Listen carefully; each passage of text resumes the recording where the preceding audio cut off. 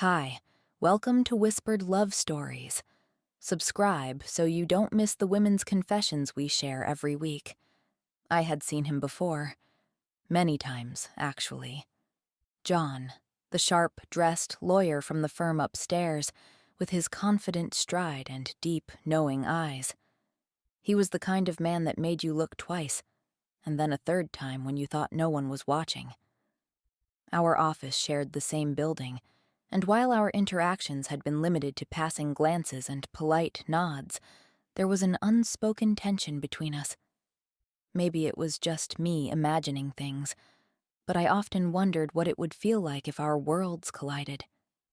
The elevator was infamous. It broke down at least once a week, and the running joke in the building was about who you'd want to be trapped with if you got unlucky. I already knew my answer. That Thursday night, I had stayed late at the office, drowning in deadlines and caffeine. By the time I stepped out to grab a coffee, the building was nearly deserted. And then, as fate would have it, John was right behind me. I turned, my heart drumming a little too fast. "Hey," I said casually. "The other elevators are out of service again. We have to take this one." He barely hesitated before nodding. "Guess we don't have much of a choice." We stepped inside, the doors sliding shut with a soft chime. The moment felt heavier than it should have. The air between us was charged, but I kept my expression neutral. The elevator hummed as it ascended, and then a sudden jolt, a metallic groan, a shudder, then silence. I inhaled sharply, pressing random buttons. Nothing. The elevator wasn't moving. My breath hitched. "You've got to be kidding me." John exhaled a quiet chuckle. "Well, looks like we're stuck." I placed my hands on my hips, letting out a dramatic sigh. "Great, just great." He leaned against the wall, hands in his pockets, looking almost amused. "You're not going to panic, are you?" "Panic? Me? No way," I scoffed. "Just mildly freaking out on the inside. If you're enjoying my story, don't forget to subscribe and turn on notifications so you can hear more women's confessions." John smirked, his eyes scanning me with something dangerously close to intrigue. "We might be here for a while." Minutes passed, then more. The tension grew thicker, shifting from awkward to something else entirely. I shifted from one foot to another, trying to ignore the fact that we were alone, confined in a small space, and I could practically feel the heat radiating off him. "I have a confession to make," I blurted, crossing my arms. I knew this elevator was unreliable. He raised a brow. "You don't say." I bit my lip, then went for it. "I might have taken it on purpose, because I knew you were behind me." He stared at me for a long moment, then let out a low chuckle.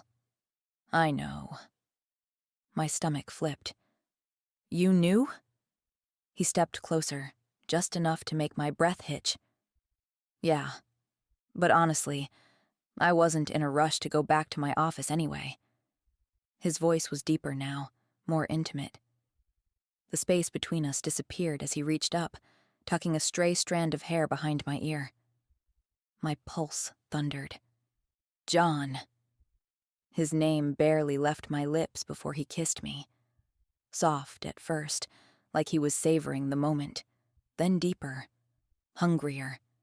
His hands found my waist, pulling me closer, and my body melted into his like we had been waiting for this forever. Clothes became an afterthought. The cool air of the elevator was a stark contrast to the heat between us. His fingers traced my skin, leaving a trail of fire in their wake. Every touch, every movement, sent shivers down my spine. He undressed me slowly, deliberately, as if he wanted to memorize every inch of me. His lips trailed down my neck, feather-light kisses turning into heated nips that made my breath hitch.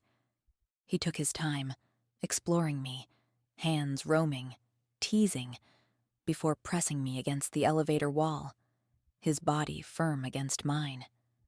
The desperation in our movements grew, every unspoken thought finding its way into touch, into the way he grasped my thighs and lifted me, my legs wrapping around his waist instinctively. I moaned against his mouth as he pushed against me, our bodies moving together in perfect rhythm. The confined space only made the moment more intense, our breaths mingling, the heat between us rising until nothing else mattered. His fingers traced the curve of my back, pressing me closer, deeper, making me gasp. His name fell from my lips in a breathless whisper as he moved, slow at first, savoring every second, before the need overtook us both. Every touch sent sparks dancing along my skin, pleasure building higher with each movement, each kiss, each deep, intoxicating thrust that left me clinging to him, lost in the waves of sensation. Time blurred. Our whispers and soft gasps filled the air, mixing with the faint hum of the broken elevator.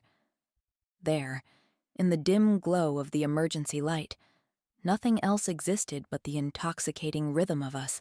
Then reality crept back in.